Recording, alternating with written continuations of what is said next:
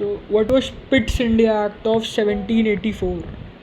तो जैसे जैसे क्रोनोलॉजी में यू विल गो अहेड, जो एक्ट्स होंगे और जो क्राउन होगा वो, because we are moving from company rule to crown rule, तो धीरे धीरे जो कंट्रोल है ब्रिटिश क्राउन का वो ज़्यादा होता जाएगा. So that's why पिट्स India act is one of the most fascinating acts. So पिट्स India Act of 1784, इसके फीचर्स क्या थे? इसने कंपनी के कमर्शियल और पॉलिटिकल फंक्शंस में क्लियर डिस्टिंक्शन कर दिया.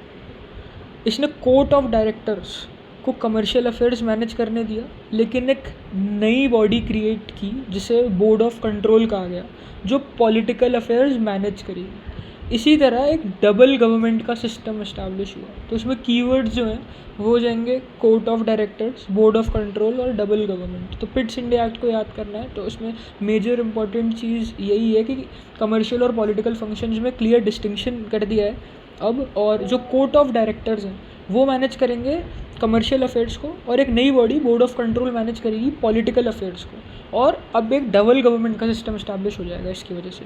सो इसने बोर्ड ऑफ कंट्रोल को एम्पावर किया कि वो सिविल और मिलिट्री गवर्नमेंट या रेवेन्यूज़ ऑफ ब्रिटिश पोजेशन जो है इन इंडिया के, इस सभी ऑपरेशंस को सुपरवाइज और डायरेक्ट करें. तो उसने बोर्ड ऑफ कंट्रोल को एम्पावर कर दिया कि वो सिविल और मिलिट्री गवर्नमेंट या revenues of British possession in India है, इसके सभी ऑपरेशंस को सुपरवाइज और डायरेक्ट करें.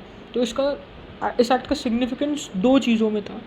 पहली बार कंपनी के टेरिटरीज़ को, तो अभी तक ईस्ट इंडिया कंपनी की टेरिटरीज़ है, उसको officially British possessions in India कहा गया. तो अब ब्रिटिश पोजेशंस ऑफ इंडिया कहा गया है इसको. और दूसरी बार ब्रिटिश गवर्नमेंट को सुप्रीम कंट्रोल दिया गया कंपनी के अफेयर्स और एडमिनिस्ट्रेशन इन इंडिया पर.